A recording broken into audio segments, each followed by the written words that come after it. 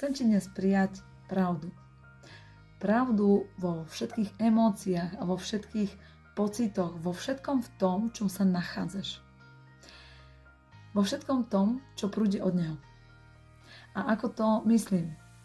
Keď sme sa dnes ráno modlili so skupinkou, ktorú vlastní Boh, ale ja ju spravujem, prišli mi také slová špeciálne, taká túžba. A začali sme to všetci prehlasovať, bolo to veľmi silné.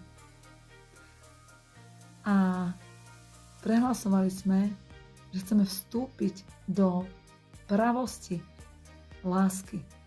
Aby tá láska, ktorú budeme cítiť, nebola falošná, alebo nejaká hraná, alebo nejaká neviem aká. Do pravosti lásky, do pravosti úcty. Aby nebola hraná, falošná, všelijaká, ale bola pravdou. Aby sme vstúpili do pravosti vďaky. Aby sme vstúpili do pravosti objatia, odpustenia, do pravého odpustenia. Aby to nebolo len hrané a ešte by tam niečo zostalo, ale aby to bolo naozaj. Aby všetky tie emócie, všetko to, čo žijeme, to dobré od Pána, bolo pravdou. Aby to všetko bolo nasaté ním tak mocne a presvetlené ním tak mocne, že skrátka bude v tebe môcť kvitnúť a rásť on sám. Pretože ak sa svet posunie tak mocne v tomto celom, že pravda bude prúdiť v týchto emóciách, svet bude krajší. Preto vyzývam ťa, aby si sa začal tak modliť, aby si začal nad tým uvažovať a hľadal tú pravdu a právosť všetkého, čo žiješ. Aby si nehral, že je ti dobre v rodine a že proste skrátka je to tam super, aj keď to nie je super. Hľadaj pravosť tých emócií a ak tam nie je tá pravda, že teda musíš sa nejako pretvárať, že to tam proste neprúdi v tej láske, neprúdi to v tej pokore, v úprimnosti, v proste čomkoľvek, čo od Boha je, tak začni na tom pracovať. Začni prehlasovať, že sú tam otvorené srdcia všetkých vás, že tam prichádza pravda, ktorá všetko zlé vytláča preč, von. A snaž sa o to. Buď takým, choď do tej pravdy. Možno po malých dúškoch, ale pomaličky to čistí. A ja neviem, alebo v práci s kolegami, keď ty budeš v tej pravde, v tom všetkom stáť a nebudeš robiť žiadne ústupky, prešlapy a neviem aké veci, že sa to vyčistí. A že možno to pôjde pomaličky a postupne, ale vyčistí sa to. A vec, že ti hovorím z vlastnej skúsenosti. A ak budeš tým čistým stvorením a budeš toto všetko hľadať nadovšetko, tú pravdu, vec, že Pán sa bude z teba veľmi tešiť. Pretože on nemá rád vlážnosť alebo proste skrátka veci, ktoré sú na poli pravdou, ktoré platia len možno, len akože. On chce pravdu. Tak nech ťa tá pravda oslobodí a nech ju naplňaš. Nech to prúdi cez tvoju rodinu, cez teba, cez tvoje deti, cez to všetko. Snaž sa o to. Dá sa to. Uchop to mocne modlitbou. A cíť to, vnímaj to, že wow, vyčistím to celé a chcem, aby medzi nami bolo jasno. Aby tie emócie, ktoré cítime, boli pravdou.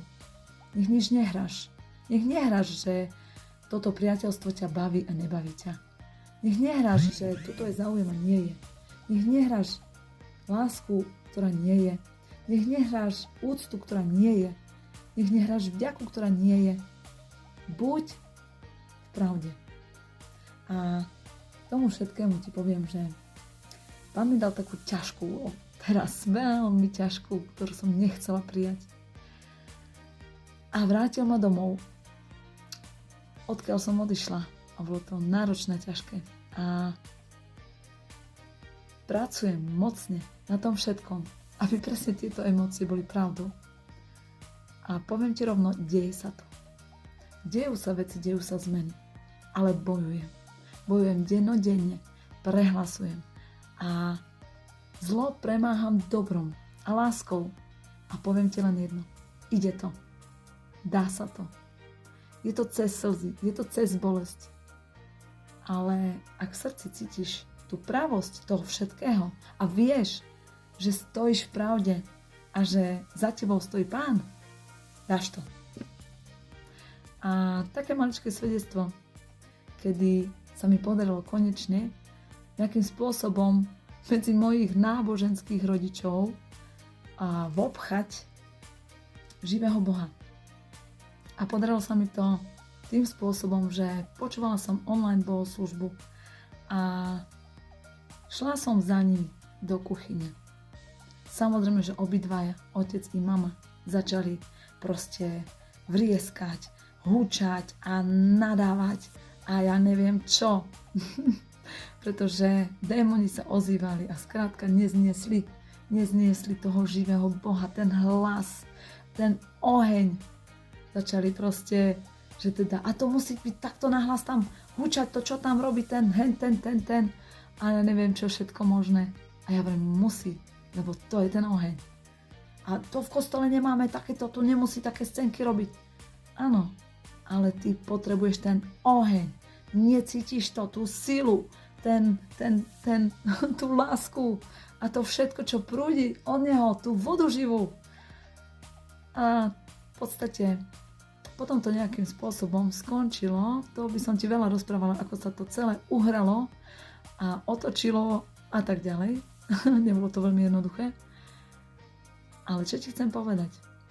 Keď som odchádzala od rodičov, tak som povedala mami, pretože mi tekli takto slzy.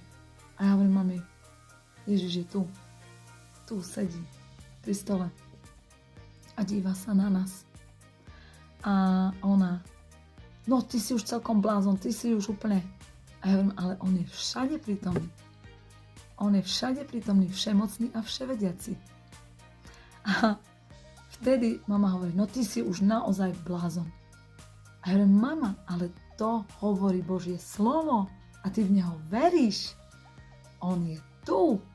A skrátka, vtedy to skončilo a ja som odišla. Ale potom neskôr som prišla a čítala som jej slovo. Počúvaj, aj ty, možno i teba to nejakým spôsobom preberie, že i teraz v tomto momente pri tebe Ježiš je. V podobe Ducha Svätého. Pretože ak máš ten pocit, aký som mala ja, možno aj tiež kedysi, keď som chodila do kostola, že Ježiš je niekde tam hore na nebi a tam to skončilo a vybavené, a vôbec som netušila, že vlastne on je so mnou, že je pri mne, tak počúvaj dobre, pretože vidím, že i moja mama tomu nerozumie, ani otec, a chodia do kostola, neviem koľko rokov, celý život. Celý život. A celý život nevedia pravdu. Ja som z tohto úplne hotová. A možno sa tu nájde taký divák, ktorý toto bude potrebovať počuť. Tak počúvaj dobre. Žalm 139 ti hovorí: Ty znáš moje sadanie i moje vstávanie, rozumieš moje myšlienke zďaleka. Pozoruješ moje chodenie i ležanie a znáš dobre všetky moje cesty. Lebo ešte ani nemám slova na jazyku a hľa, Hospodine, ty to vieš všetko. Obklúčil si ma odzadu i odpredu a položil si na mňa svoju ruku. Je to predivná znalosť nad môj rozum, tak vysoká, že nemôžem po ňu. Kam by som zašiel od tvojho ducha, alebo kam by som utiekol pred tvojou tvárou? Keby som vystúpil na nebesia, tam si ty. Keby som si poslal v hrobe, hľa, i tam si. Keby som vzal krídla ranej zory, aby som zaletel a býval pri najďalšom mori, i tam si.